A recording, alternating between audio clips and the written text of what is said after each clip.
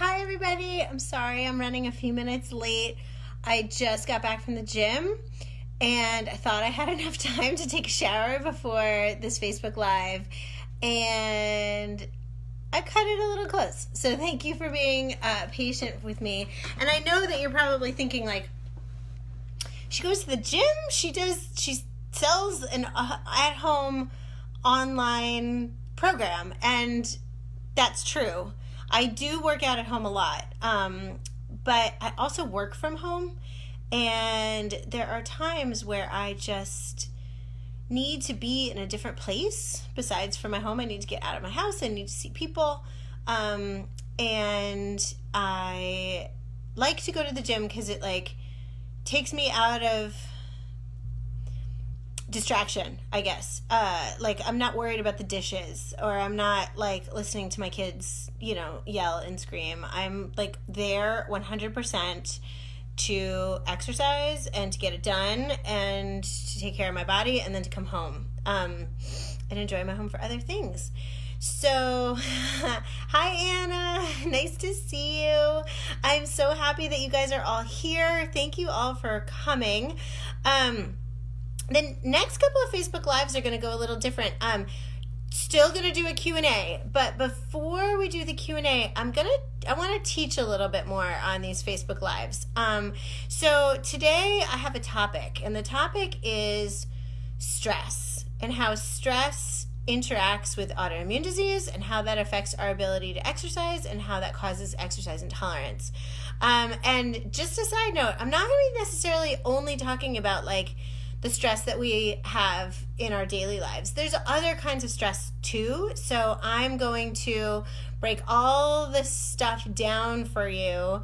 And as I'm talking, please ask me questions. I can see your messages on this Facebook Live, so if things don't make sense, let me know. If you have a personal story that relates to what I'm talking about, please share it.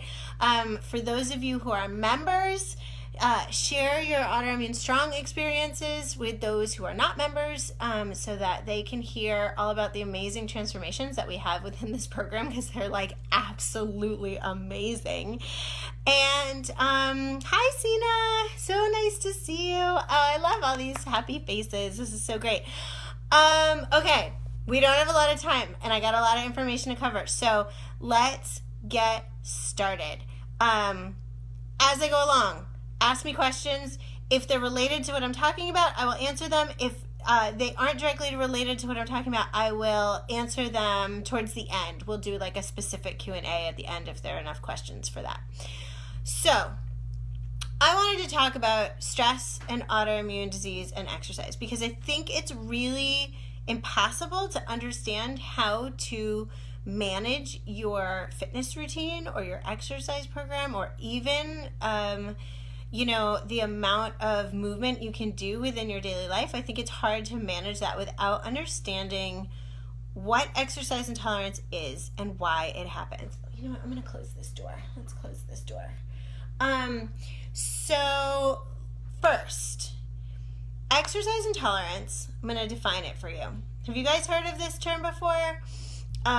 It's something I talk about a lot, but it shocks me that people don't talk about it more often, that doctors aren't talking about it, and that, for many people who come to Autoimmune Strong, they're this is the first time I've heard about exercise intolerance, and I totally have it. So here's what it is. It basically means that your body is less capable due to immune system factors. Your body is less capable of handling the rigors of exercise / stress / cortisol, which I'm going to explain to you in a minute. Your body is less capable of handling the rigors of exercise / stress / cortisol than someone who has the exact same definition as you, same age, same exercise experience, same weight, same height, blah, blah, blah, but who doesn't have a chronic illness.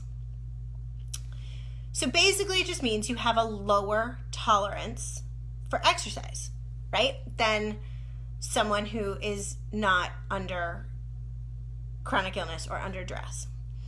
And that's for me, that was such an aha moment when I heard about exercise intolerance for the first time, because I was like, oh my gosh, I have that.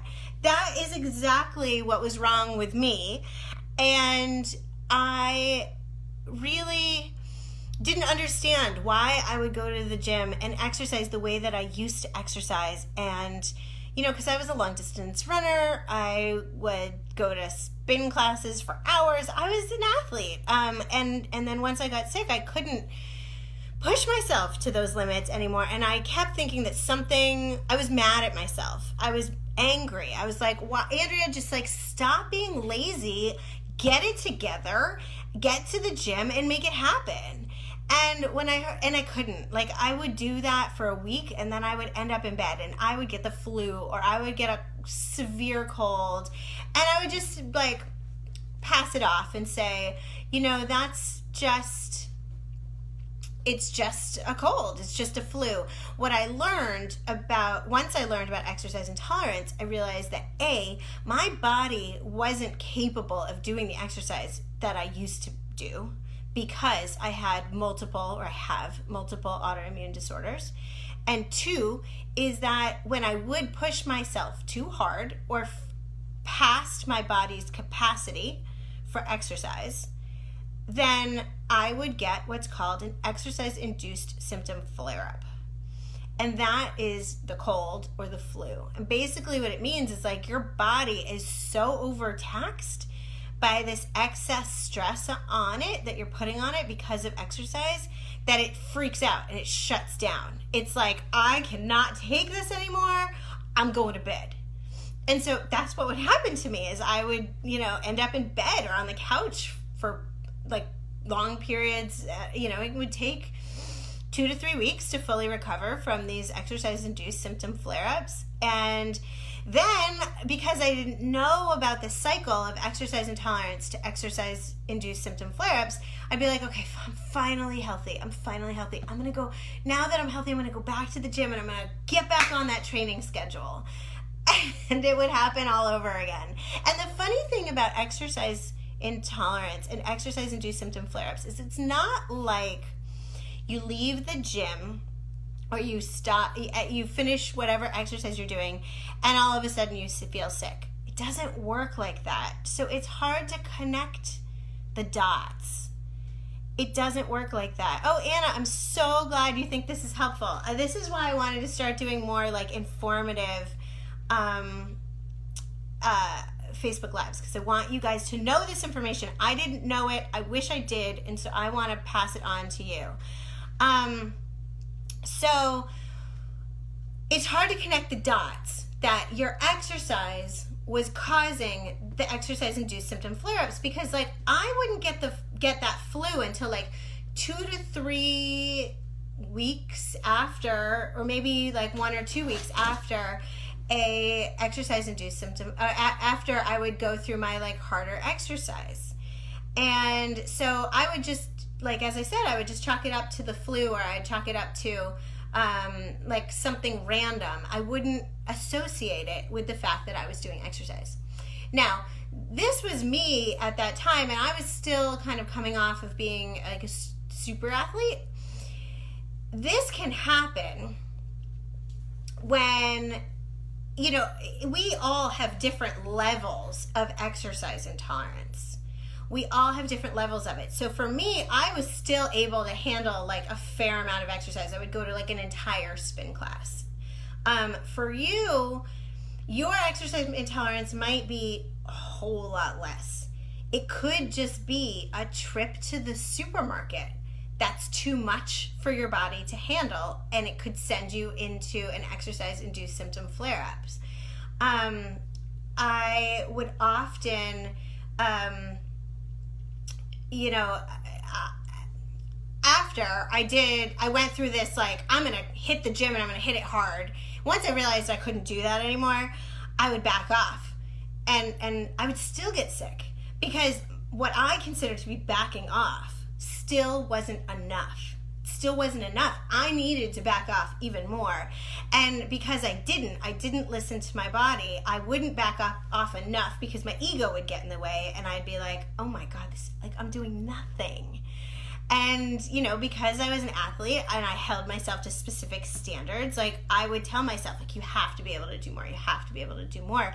And I would hold myself to these high standards and I'd keep getting sick. And it got to the point where a restorative yoga class, like I remember going to this one restorative yoga class and the teacher was like the best. She was awesome and I loved her and I loved this class. And I walked in there one day and she put us in child's pose and then we went to like one other move. And after I did that other move, I was like, I can't do any more. That's legitimately all I could do. I made it through maybe 5 minutes of a restorative yoga class. And you know what I did after that yoga class? Well, not even after, let's be honest, during. You know, they tell you in yoga class, like, you can just go into child's pose whenever you feel like you need it. I lay there in child's pose for the rest of the hour-long class, and I cried. I cried because I wanted to be able to do so much more. I wanted to be able to do so much more, and I couldn't, and I was mad at myself, and I was confused at why this was happening. This was actually before I got diagnosed, so I didn't even know I had an autoimmune disorder, but I don't think it would have changed anything. I don't think it would have changed anything. I think even if I had known I had an autoimmune disorder, I don't think there was any information out there at the time that was going to tell me that this was going to happen. This was 7 years ago, and even now, this information... Sorry, someone's calling me. When someone calls me, it like messes up the Facebook Live. I guess I got to figure out how to turn off my phone calls while I'm talking to you guys. So there's not a lot of information out there, and a lot of doctors don't know this. There's not a ton of research. I've learned this both through combing through what research there is, experiencing it myself, and now that I run this Autoimmune Strong program, I talk to hundreds and hundreds of people every day who reiterate that this is their story. I'm looking at your comments and I'm seeing this, that you guys are experiencing this too. Like, this is a real thing. And so I want to back up and explain to you why it happens. Hey, Christy, I see your note. You love it when I get nerdy. I'm about to get nerdier. Are you ready? So the stress response happens because when you have an autoimmune disorder or any kind of chronic illness, at your body's baseline level, you are less capable. No, sorry, I'm going back to exercise intolerance. Back up. At your body's most basic stress level, in a normal person, like when you're resting, that your body is at rest. But when our bodies are at rest, if you have an autoimmune disorder or fibromyalgia or Lyme disease or any other kind of chronic illness where things internally are happening, right? Because autoimmune disease is defined by when our system mistakes something that's inside of us as being an outside invader. So when we get the flu, our immune system rallies, our army comes together and it fights that flu and it takes care of it and it eradicates it. In autoimmune disease, our bodies mistake a certain body part. So for example, I have Hashimoto's, which is a autoimmune disease that affects the thyroid, and my body thinks that the thyroid is a outside attacker, outside invader, and so it's attacking my thyroid because it's trying to make it go away. It's trying to protect myself, but it's so confused that it's attacking itself. And so even when we're at rest, like when we're sleeping, our bodies are still active because the thyroid's not going away. Or if you have celiac disease, it's attacking your small intestine. Or if you have alopecia, it's attacking your hair follicles. Or if you have psoriasis, it's attacking your skin. If you have mixed connective tissue disorder, it's attacking your connective tissue. There are like 100 different kinds of autoimmune diseases, and they're getting more and more getting diagnosed every day. So, there's so many different kinds of examples of it. But what we all have in common is that our immune system, when we are at rest, our immune system is active and it is trying to eradicate this outside invader. So we are putting stress on our body. And this is what I mean. Like when we talk about stress, we talk about like, oh, I'm so stressed out because of what's happening in my day. But there are other kinds of stress too. And this is a major source of it. So your stress levels are just higher when you have an autoimmune disorder because your body is always active, even when you're at rest. Now, there has been research that has proven that autoimmune disease is aggravated by stress, which means your symptoms get worse the more stress you are under. All right, so this is real, but I'm going to create an image for you right now. You're in bed, you're sleeping, your immune system, your army of your immune system is at attack, right? So your stress levels are higher. Then you wake up and you go throughout your day and you get up, you make breakfast, you take a shower, you drive your kids to school, you go to work, you do errands, whatever it is that you do, and that's stress, right? Just like getting up and about is stress. Additional kinds of stress. There's environmental stress, like mold or allergies, histamines, like if you're allergic to the trees outside, that's stress. Chemicals in the air, in our water, in our food, in our household cleaning items, those can be stressful on the body because the body has to purge them. Relationship stress.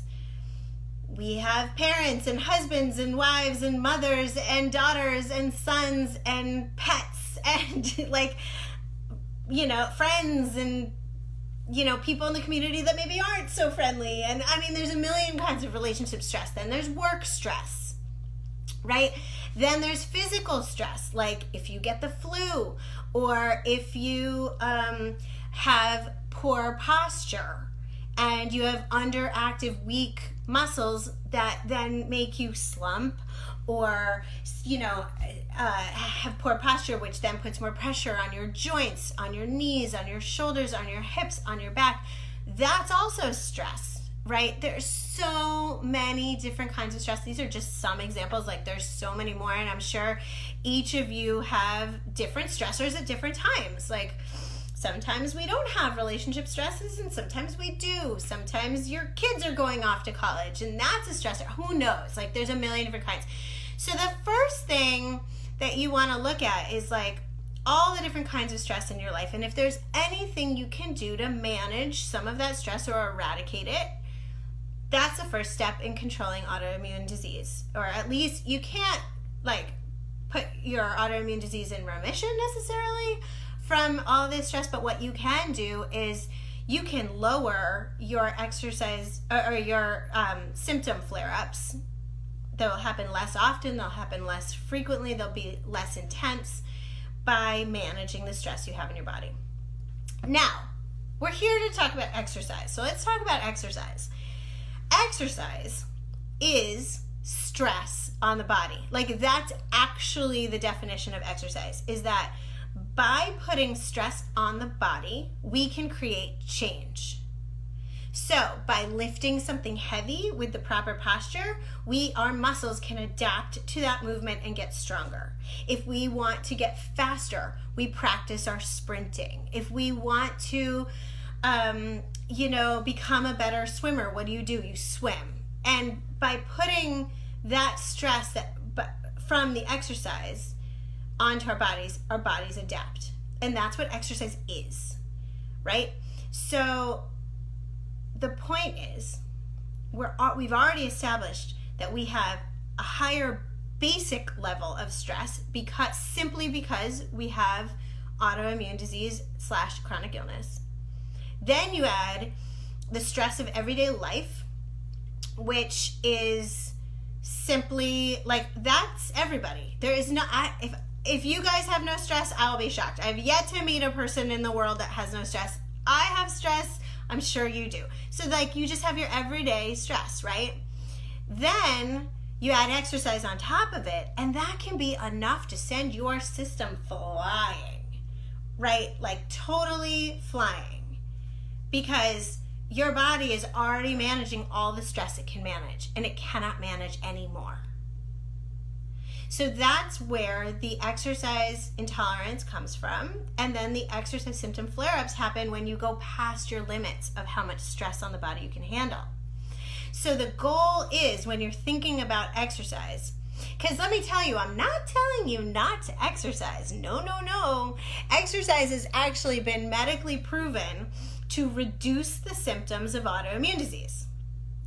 The key here, and this is like, if you take nothing away from this talk but this, the key is to make sure your exercise is just enough that you get the benefits of exercise, but that you don't put too much more stress on your body than your body can handle. Now, this is a really hard thing to teach. Like, people will email me and they'll be like, Andrea, tell me how much exercise I can handle. And I'm like, I don't know, because it is different for every body. It's different for every person.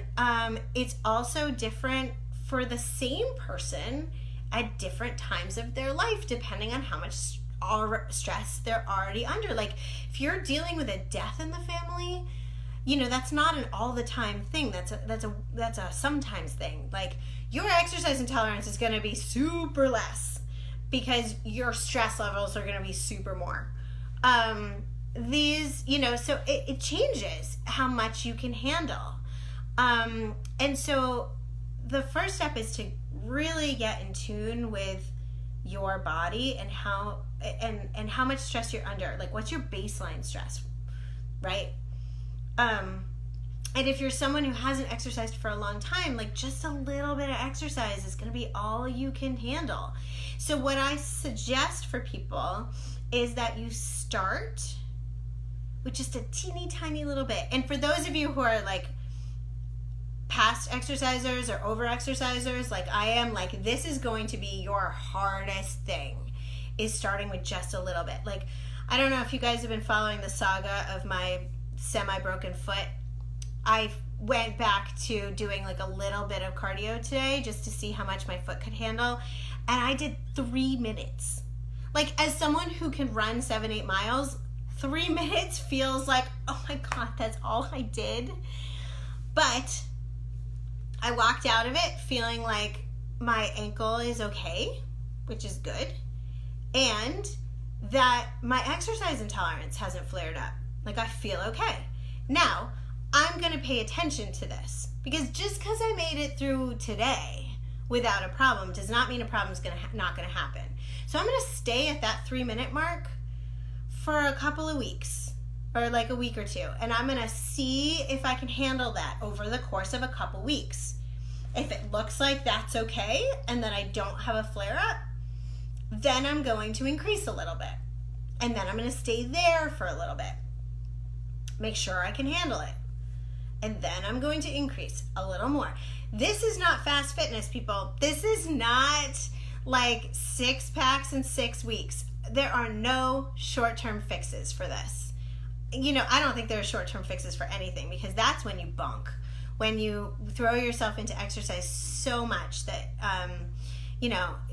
you might see incredible transformations for a period of time, but then you bunk, and then you end up going backwards. And I hear a lot of stories from people saying, like, I lost 50 pounds and I got into incredible shape, and then a year later I gained it all back. Because our bodies can't handle that kind of stress so hard, so fast. So, slow and steady. You're going to hear this from me all the time. Slow and steady. And I know it gets repetitive, but like, that's the thing. Right? And so if you find that you can't handle what you gave yourself that you think is slow, and you have a flare-up, that's your body telling you it's still too much. Back off even more. So people get upset because they're like, oh, I had this flare-up, and I get it, because I've had a million flare-ups and they are the worst. I don't wish them on anybody, but that kind of flare-up teaches you something. So I'm not totally anti. I hope you can avoid it. But if you can't, like, at least look at it as a learning experience, because it taught you that's too much for you and you need to back off. And for some people, you have to back off all the way to like abdominal bracing for 5 seconds a day. I know. 5 seconds a day. She's like, what kind of exercise is that? Now, for those of you who don't know what abdominal bracing is, I'm going to talk about that in a minute. But I want to tell you, like, this philosophy is what the Autoimmune Strong the program is designed for. This program is designed to give you exercises that are, number one, super effective in a very short period of time, so that you can keep your time and intensity really low and still have progress, right? So if you do like this abdominal bracing technique that I love, that's like the cornerstone of Autoimmune Strong, you can start with it for 5 seconds a day and it's super effective. I get emails all the time from members who are like, I started with 5 minutes a day, now I'm up to 5 seconds a day, and now I'm up to 30 seconds a day. And they're feeling stronger and they're feeling more capable and they've got more energy, and like just that little bit every day makes a huge, huge difference. Alyssa, I haven't been reading the comments, and I'm going to come back to you guys and answer all your questions and read these comments, but I just want to read Alyssa's comment because it's so important. I think we can all relate. She says, I don't even think I know what normal is supposed to feel like. And I totally get that. And it's probably right. You probably don't know what normal is even supposed to feel like. Oh my God, Robin, you just answered it for me. You guys are the best. You know what you're doing. You have to create your own normal.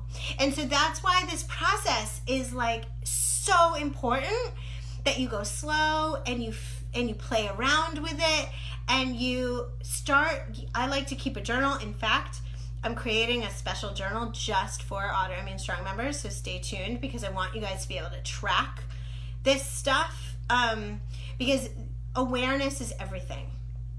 And so that way if you keep a journal, you say, okay, yesterday my stress was really high because my kid got in trouble at school, and then I exercised on top of that, and it was probably too much, so today I'm going to back off. And then you see how you feel, and the next week, if your kid gets in trouble at school again, then you know, okay, I probably should only do 30 seconds of exercise today, and tomorrow I'll go and do 10 minutes or 15 minutes or half an hour, whatever it is that your body can handle. You start to learn how to read the stress situations in your life, and then you start to design your exercise accordingly. So that is information about how stress and exercise and autoimmune disease go together. In a separate Facebook Live, I'm going to break down, there's a lot of other stuff that goes along with this conversation, like cardio versus strength training. Hint is that for people who have autoimmune disease, I don't really encourage cardio until you've gotten specific muscles to be stronger, you've gotten enough endurance through strength training for like 30 seconds up to 15 minutes a day. Cardio is one of those things that can flare your stress through the roof. So I know I talked about the elliptical today. I don't actually hardly ever do the elliptical. I believe in strength training. And I'm not talking about going out there and doing heavy weights and things. If you follow me on Instagram, I post in the Instagram stories my workouts that I personally do. And they're more advanced than what I teach in the Autoimmune Strong program. The Autoimmune Strong program was what I did to get myself back to a state of healing years ago. So what I do now is a little more advanced, but it gives you a good idea of like what strength training looks like.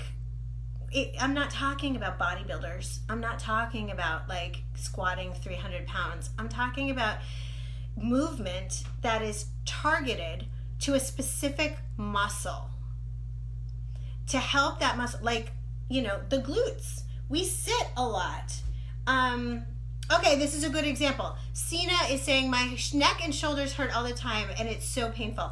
And this is a really common thing. People will say, like, my upper back hurts, my neck, my shoulders. Often that's because your core is weak. And so your core is weak, your glutes are weak, and your body is doing whatever it can to hold itself up, right? And so your shoulders and your neck are like holding on to dear life because they're trying to overcompensate for a weaker muscle.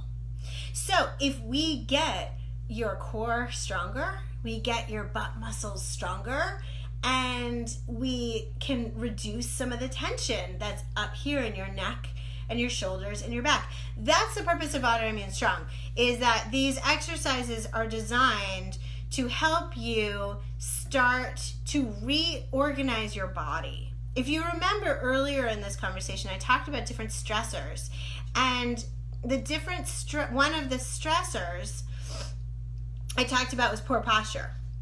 Poor posture is one of the reasons we feel pain and exhaustion, fatigue, and lack of energy throughout the day, because our bodies are struggling to move about the world in a posture that does not make them feel good. So in just 15 minutes or less a day, I'm trying to reorganize your body, get certain parts stronger, get other parts to be more flexible, so that your body comes into a better sort of balance, so that you can relieve yourself from that pain and that exhaustion, that overwork place of poor posture. Okay, I just gave you guys a ton of information. So I'm going to go back through and read some of these comments and try and answer questions. But I want to know from you, what questions do you have? What do you need me to go into more detail on? Which parts resonate with you? Like anything you want me to cover before we close out this Facebook Live, I want to know. Okay, so here, shoot, I just dropped my phone as I was scrolling through to get to these comments. Okay, so we're going to start from the beginning. Sandra, it's 3 a.m. in Australia and you're here with us? Oh my gosh, you should be sleeping. But I guess if you're not sleeping, this is a good place to be. Lack of sleep is one of the things that causes stress. So I really encourage you to think about sleep. I'm going to do a whole Facebook Live on sleep, so stay tuned. Okay. So Alyssa says, do I see a specialty doctor? I'm not getting the guidance and help that I want from my endocrinologist in my primary. I tried a holistic doctor, but not a fan because he's really focused on acupuncture. You want to find someone who'll brainstorm with you, and I look great on paper, but I still feel like crap. That sentence like says everything. I look great on paper, but I still feel like crap. When I was trying to get diagnosed, I went through 8 different doctors who all told me, they looked at my labs and they were like, you're fine. I'm like, well, clearly I'm not fine because I'm here and I'm crying all the time and I'm in like massive amounts of pain. Look, I talked to a bunch of doctors. I work with doctors because exercise is so important. And doctors know the power of exercise, right? But often they'll tell you, like, you want to go out, do P90X and you'll feel better. And for people with chronic illness, P90X is not going to make you feel better. And I'll tell you that right now. Unfortunately, in our system, the patient has to be in control of their health. So you do need to find a doctor that will work with you. And so what I started doing was I started interviewing doctors. And before I would make a wellness visit or whatever, I would say, can you sit down with me in your office for like a half an hour? Can we talk? And I would tell them, I've had bad experiences with other doctors because they haven't listened to me. Are you going to be willing to listen to me? I'm going to have suggestions. Will you work with me? And then I did a lot of research. I was not a medical specialist when I started this. I was not even an exercise specialist when I started this, or a nutrition specialist. I was just a really sick person. And I went to the school of Google. The good news is now there are lots of different resources that didn't happen then. The Autoimmune Wellness Handbook by Mickey Trescott and Angie Alt is a great resource. In the beginning, they have a whole list of blood tests that you can run that are often ignored by doctors. It's an incredible resource that you can use to work with your doctors. Also, chriskresser.com has a ton of like free ebooks. That's actually how my Hashimoto's was diagnosed. Was I downloaded Chris Kresser's free ebook, and he listed out a bunch of like essential blood work that you wanted to get done for your thyroid. And I went into my endocrinologist and I was like, test these. And he was like, number one, your insurance isn't going to cover it. And number two, I don't think this is going to tell us anything. And I said, number one, I will pay for it out of pocket, even though I can't afford it because I wasn't working at the time. But I was like, I need to know what I'm up against. This is worth like not having groceries for a week. Two, I don't care if you don't think you're going to find anything. I am your patient. The patient is the one in control. I would like this to be tested, so please run it. And sure enough, it came back and he was like, oh, look, your TPO is very high. And yeah, you do have Hashimoto's. And I was like, thank you, right? So take the power back, do some research. If you don't know where to go, email me and I'll direct you to other places online. But start with the Autoimmune Wellness Handbook and looking at chriskresser.com. There's like a ton of free resources now on this topic. It's really great. Okay.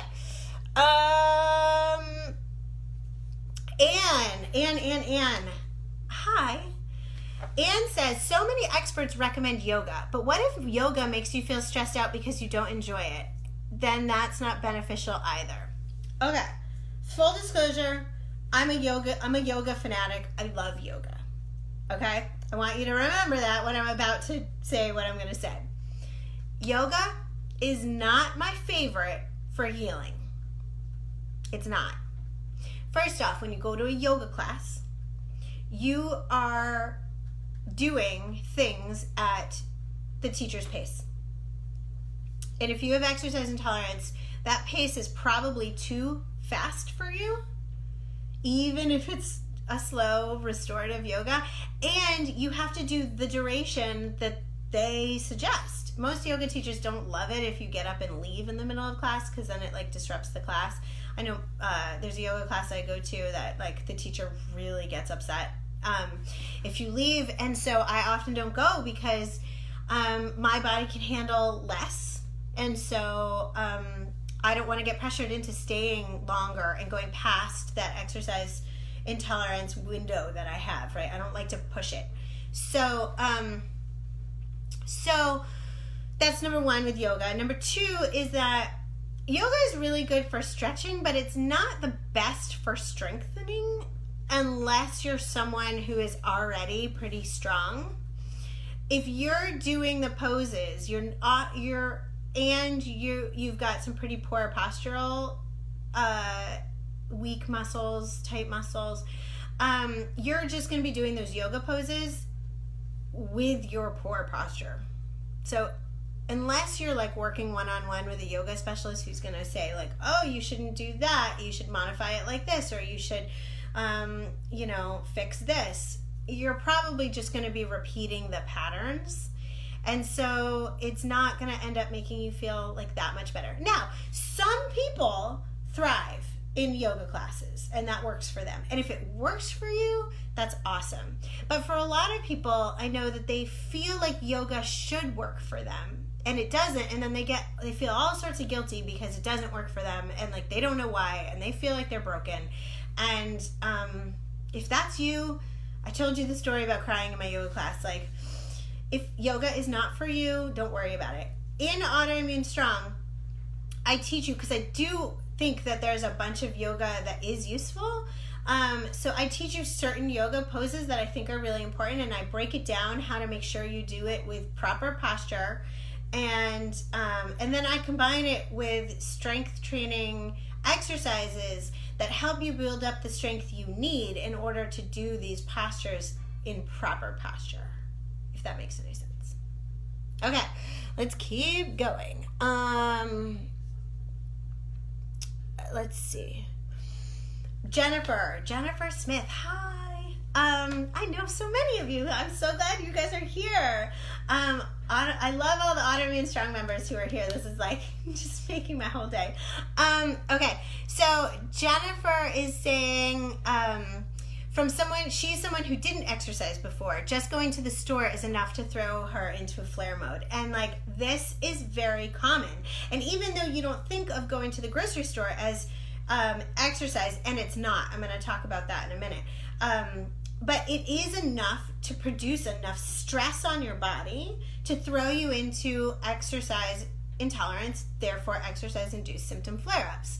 And if you guys are just joining us now, I see a bunch of people are just joining us now. I suggest you go back and watch the beginning of this Facebook Live when the replay is up, because I break down what exercise intolerance is, what exercise symptom flare-ups are. I define all of that in the earlier part of this talk. What was I saying? So for someone who is not adapted to any kind of exercise, going to the grocery store can absolutely be enough to throw you into a flare. Think about it. You're having to do exercise. You're walking, you're carrying, you're grabbing, you're lifting, you're holding groceries. If you're a new mom, it's like extra because you've got the toddlers and or the baby to contend with. I mean, there's just, the grocery store is like a minefield of exercise challenges. So if you've followed me for a while, you'll know that I talk about exercise as training for life. We're not training to run a Spartan race or an Ironman. That's not what or an Iron Woman, as the case may be. That's not what we're doing. We are doing our exercises so that we can do our everyday stuff and it feels okay, right? The grocery store was my like nemesis for a while because I live in the East Coast. There was like a ton of snow, and the grocery store I used to go to was like, parking lot was on a hill, so you couldn't bring your shopping cart to the car, and so I'd have to like carry all the groceries and like trudge over snow, and I was like lifting and stepping and having to pop open the trunk and put it in the car. I mean, it was just like I wasn't strong enough to do any of it, and so I would often throw my back out. If you do your exercises, abdominal bracing gives you, if you're not a member, I'm talking like you are a member because there are so many members here, but if you're not a member and you don't know what I'm talking about, the Autoimmune Strong program details all these exercises. I have instructional videos on there and workout videos, so you can watch the instructional videos and you can learn what to do, and then you can do the workout videos, so you don't have to listen to me talk so much each time. So you abdominal brace so that you get a strong, stable core. And when I say core, I don't just mean core, I also mean like your back is part of your core too. This whole thing is your trunk, right? And you get a strong, stable trunk so that when you're reaching for things off the shelf, when you're lifting things up, that stress and pressure is not on your upper back. It's not only on your lower back. Your core is engaged and it knows how to protect itself. I'm teaching you these things, right? I'm teaching you arm strength. I'm teaching you back strength. I'm helping you develop hamstring and glute strength, which is something that we, especially if you have a desk job or you drive a lot, like that is something that you need a lot of. So that when you go to the grocery store and you need to do these things, like I am now a rock star at the supermarket. I can carry like 4 bags. I can kick open my trunk with my foot while carrying all these things. It's because I have done my training. I exercise every day. It's part of my everyday life, and I am training for these moments. Like I'm literally training so that I can go to the grocery store. It matters. Okay. Oh, look, my dad's watching. Hi, Dad.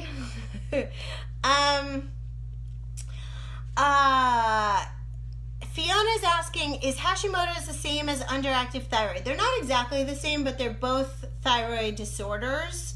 I wrote a post on my Facebook page a little earlier about thyroid disease, and I'm going in a later Facebook Live, I'm going to be going through thyroid disorders specifically and exercise. I'm going to start breaking down different autoimmune diseases. So if you guys show up at this time, Monday at noon Eastern, every week I'm going to be talking about a different topic. So I'm going to go through these topics in detail.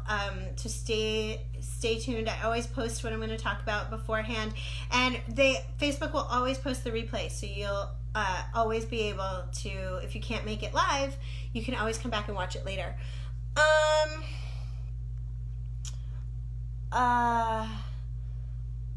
Holly. Hi, Holly. Holly says that she has a huge amount of stress because she has a child with bipolar disorder, and that it's really worn her down.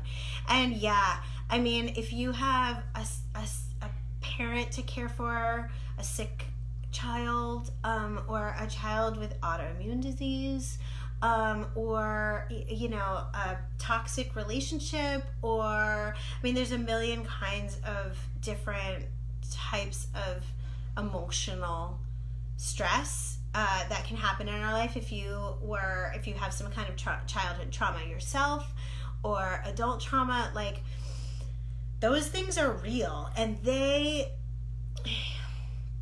how do I explain this well? We deal with them in our head and our body differently. So in our head, we rationalize, we think, we analyze, we get exhausted, we pump ourselves up, like we go through all the like rational thinking, right? Our bodies can't do that. We don't talk with our bodies, but our bodies do talk to us, and they talk to us through pain, through tight muscles, through and people with autoimmune disease, I hear this all the time, and I am one of these people. I will tell you straight up front.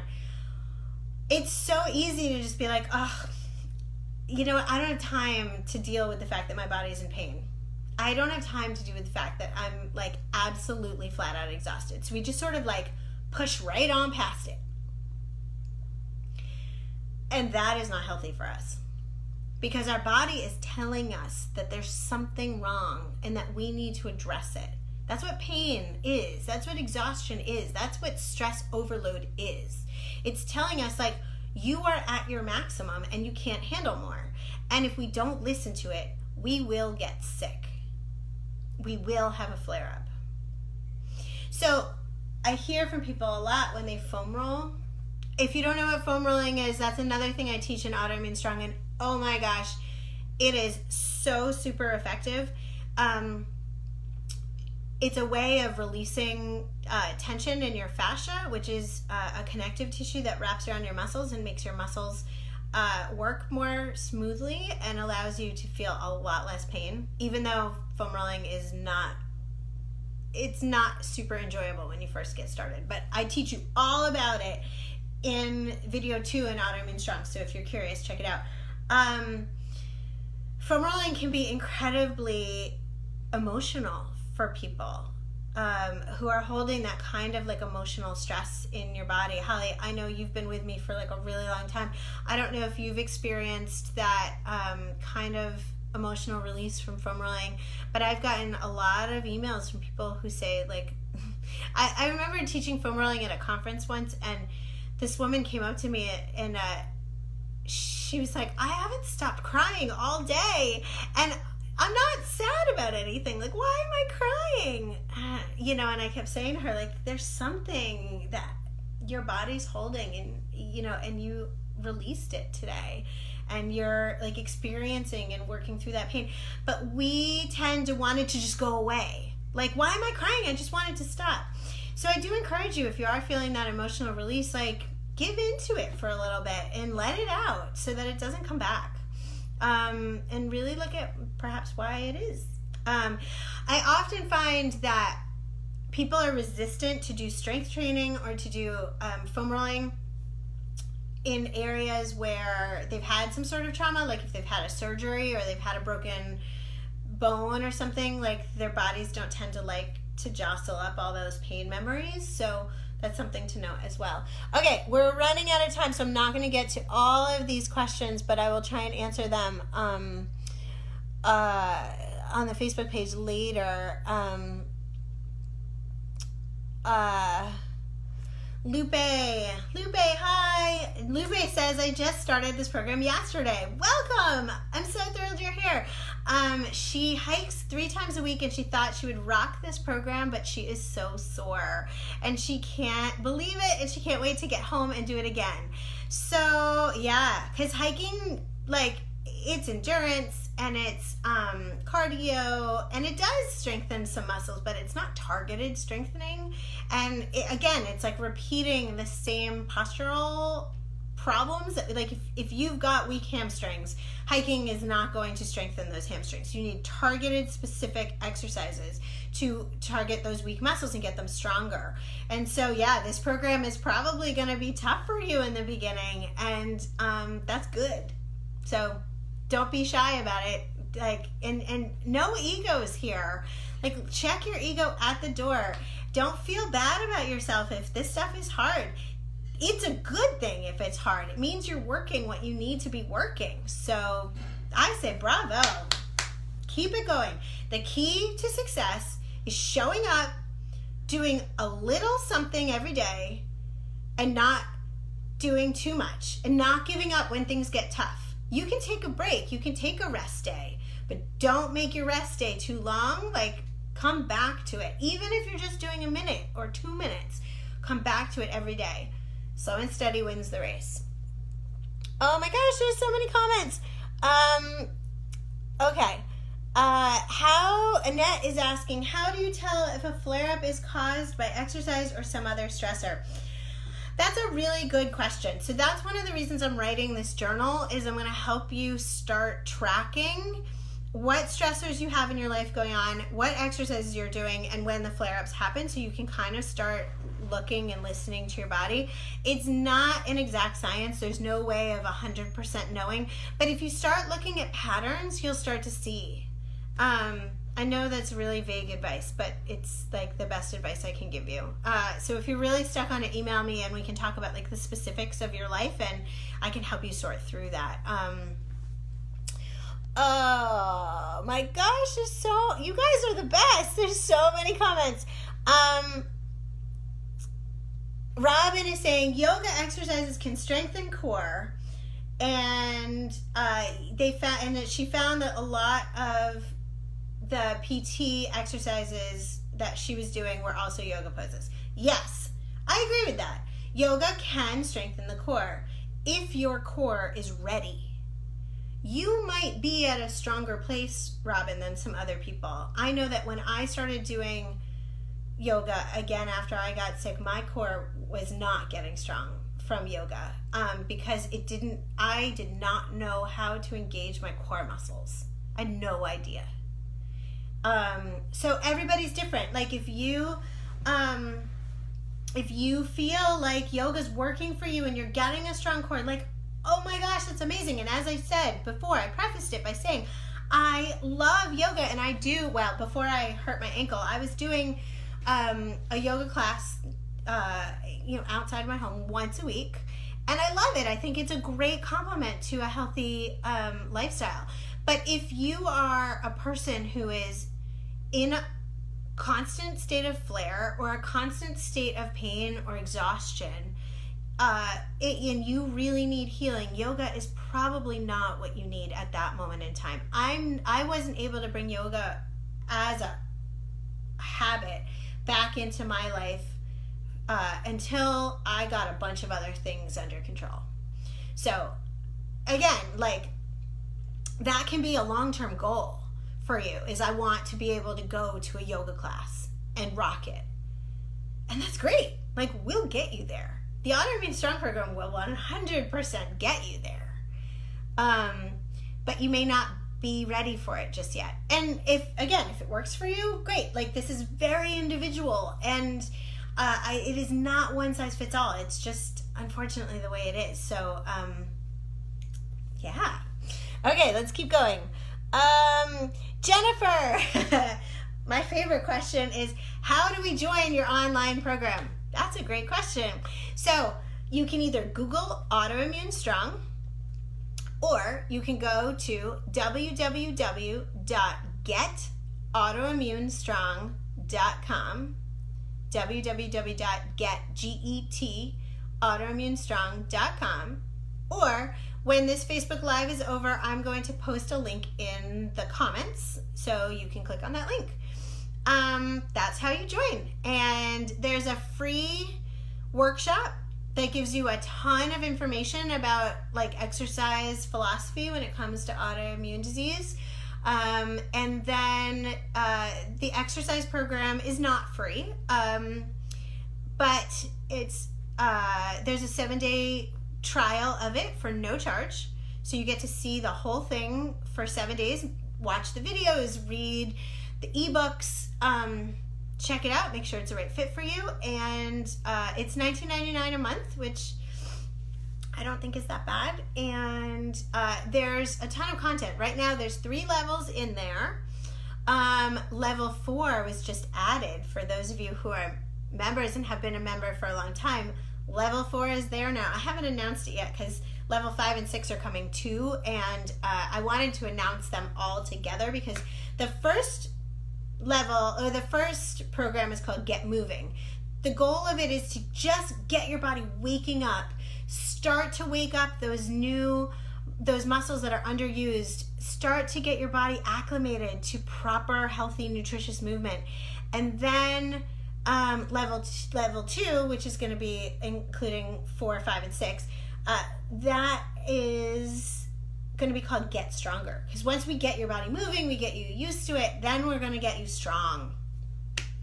That's what we're all about. I'm so excited about it. Okay. Can we watch the exercising videos on Facebook? Angie's asking. Unfortunately, no. You have to be a member of the Autoimmune Strong program in order to watch the exercise videos. I do in the workshop.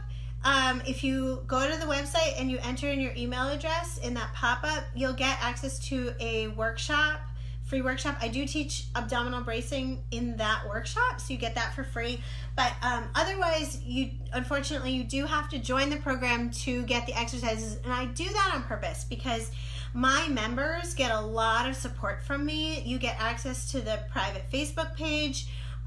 You get access to members only Zoom calls where you can ask me questions, you can talk to other members. And then there's a lot of new products, like the journal that I was just talking about. There's a lot of new products that are coming that only members get. So so I'm trying to create a community here of people who want to learn this stuff and get extra support and extra guidance from me. So you do need to join the community in order to get those exercising videos. Let's see. Valerie's saying that there's a stupid question. I don't believe in stupid questions. So no stupid questions. My body is so out of whack from years of sitting at a computer and bad posture. Sometimes I question what's good posture and what's not, i.e. should my hips be aligned with my shoulders? Should my pelvis be a little more forward or backward? Can I do a video on good posture? You know, I haven't ever really done a video on good posture, and so that's a great idea, and I will do that. And I don't have time to go through it all now, but that'll be a Facebook Live topic. I love that. Great idea. But generally, when you're sitting, your hip flexors are these muscles right here, okay? And they see how, my hip flexors are probably this big when I'm sitting. They get really short. But and then when you stand up, they stretch out. And then when you sit back down, they shorten. And when no muscle works by itself, so those hip flexors are connected to other muscles. So oppositely, when you think about sitting, your butt, think about your butt muscles, right? So it goes from here to here. So this muscle's super stretched out. And then when you stand up, it gets shorter. And then when you sit down, it gets longer. So if you sit all day, your hip flexors are always going to be short and your glute muscles are always going to be long. So with exercises, and I teach this, Valerie, I think, I know you remember, and I teach, there's a whole section on hips and glutes, and this is why, because if you sit all day for work, then you need to balance out so you need an opportunity to give your body time to have longer hip flexors and shorter glutes. So if you do enough work that way, then when you're sitting, it kind of balances out. I know that wasn't like a detailed enough explanation. Watch the hips and glutes section and then come back for another Facebook Live where I love that idea. I'm going to go into detail on that. Oh my gosh. There are so many questions here. Should we do ab bracing and foam rolling daily? I think so. If you can handle it. Yeah. Yes. Done. Yes. Okay. I've been talking for a long time, so I'm going to have to close this out today. But guys, this was like the best Facebook Live conversation ever. I'm so excited that you all are here. Thank you for participating, and come back next week because I'm going to talk about something different. I don't know what it is yet, but stay tuned and I'll post it on my Facebook feed so you'll know what it is. And you can, if you have questions about things or topics that you want me to cover in the Facebook Live, put it in the comments. Email me at andrea@getautoimmunestrong.com. Check out the website, www.getautoimmunestrong.com, and join that free workshop. It's like 5 videos of me talking a lot and teaching you a whole bunch of stuff. Thank you all. See you next Monday at noon Eastern. I'll be here. Hope you are too. Bye.